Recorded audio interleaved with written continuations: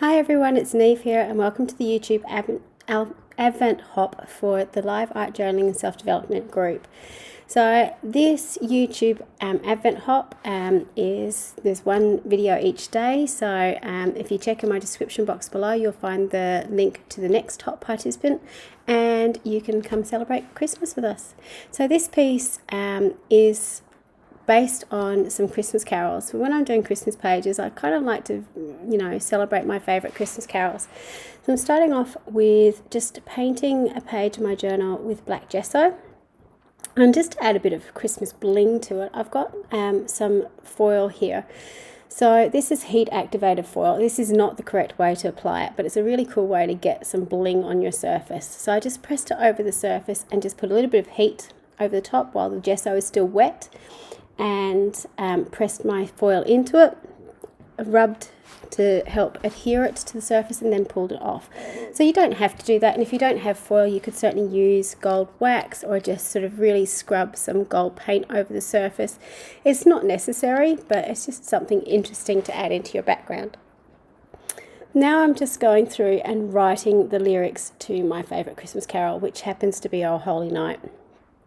I just love how grand and majestic it is, and you can get some amazing versions of it. So I always feel a bit Christmassy when that song comes on, and I wanted to celebrate that fact in my journal. So I'm just going in with a white paint pen and writing all over the surface. Again, this isn't really readable, and a lot of this stuff is going to be covered up by the time I have finished doing everything, but it just helps add to the background, and I know it's there, so that's why it makes it important to me.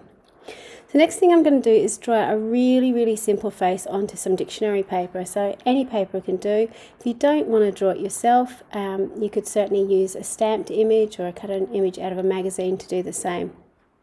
So I'm using Stabilo Oil pencil to do this, which is a water activated pencil, and I love it because it just gives you these beautiful shadow lines really simply. The face, you can see, again, is really simple, just sort of a U shape with some eyelashes on it, a really simple nose and mouth.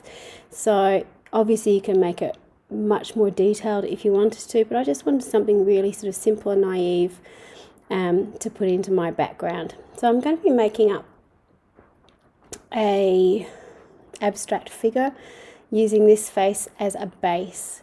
And again, for me personally, I love vintage text, which is why I chose to do this on paper, on vintage text.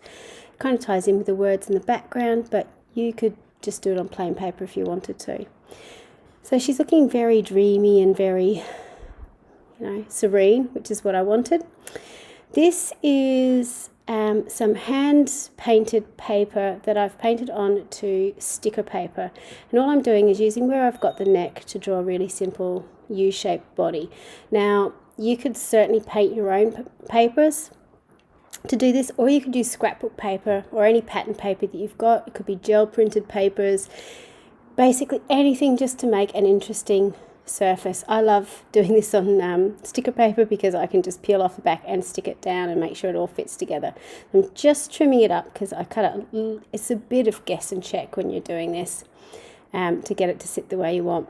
The other thing I like to do is to sort of draw or make a separate neckline, and the good thing about sort of having these random papers is the fact that you can sort of mix and match colours to get it to stand out.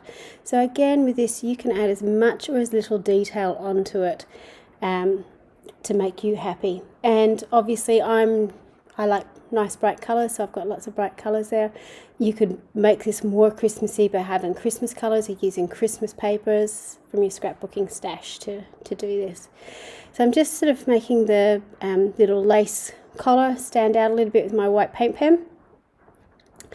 And then I'm going to go in next with some gold paint. So when I did this, I kind of wish I wasn't so heavy-handed with the gold in the background, but the gold I'm using, this is I think Ancient from Dina Wakley, is a different tone of gold to that in the background. So you sort of get this double layer of metallic bling on your page. So I'm kind of painting a halo-ish type thing around her head. It kind of, I suppose, reminds me sort of like images of the Madonna, but also for some strange reason, I don't know why, images of Frida Kahlo as well. So it's kind of a combination of the two, which is a bit odd, I realise, but there you go. I'm going back in and putting a second coat of paint over my gold halo thing that I'm drawing around, and that's just making the a little bit more opaque and standing it out from the background, so you can sort of see the background retreating a little bit now, which is good. Because I've used the white paint pen to write all over that gold in the background, that helped to sort of push it to the back as well. So there's ways and means of controlling your backgrounds as you go along. And once I've finished painting my little halo thing around my image, you can sort of see it just really frames her face up, and I like the fact that her face is so neutral against all the colour and metallics in the background. I'm now just using a white paint pen and just doing some dot work around again to add a little bit more interest, to sort of tie it all together.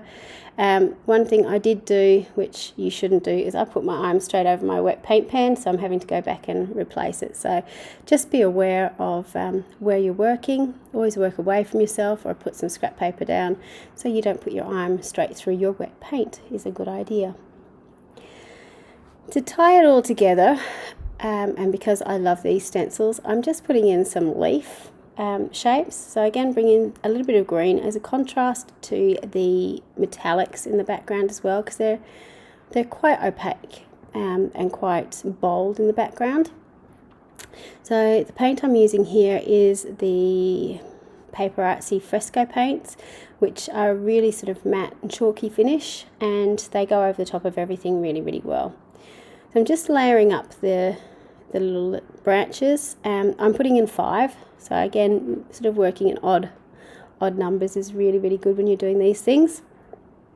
And once it's all dry, I'm going to go back in with my paint pen and just really loosely and quickly and sketchily, I'm going around the outside of all my stencil work, just to sort of outline it, to push it out to the background. And you can sort of see the difference. Sort of really brings it out to the foreground by doing that, and it really is sketchy line work. So I'm not thinking about it. I'm holding my pen really loosely so I get those really sketchy lines. The final thing I'm doing is adding in a word. I chose word peace. This is from an old Tim Holtz Christmas set of his chipboard quote chips. And sort of those Christmas colours again, so the green, the gold and the red on the page, I sort of really like. So here is a close-up of the finished piece. You can see the really simple face, the neutral colours being the focus, and then all this riot of bright colour and pattern work around your image. So for the body of the image, you know, you can paint your own papers, or just use the scrapbook papers will be perfect. It's a great way to use up your extra papers. So thank you so much for watching. Please check out the live art journaling and self-development group, add them on Facebook, and check out my description box below to see who you are going to be going to visit next in this wonderful Advent holiday hop. And to everyone, have a Merry Christmas and holiday period. See you next time. Bye for now.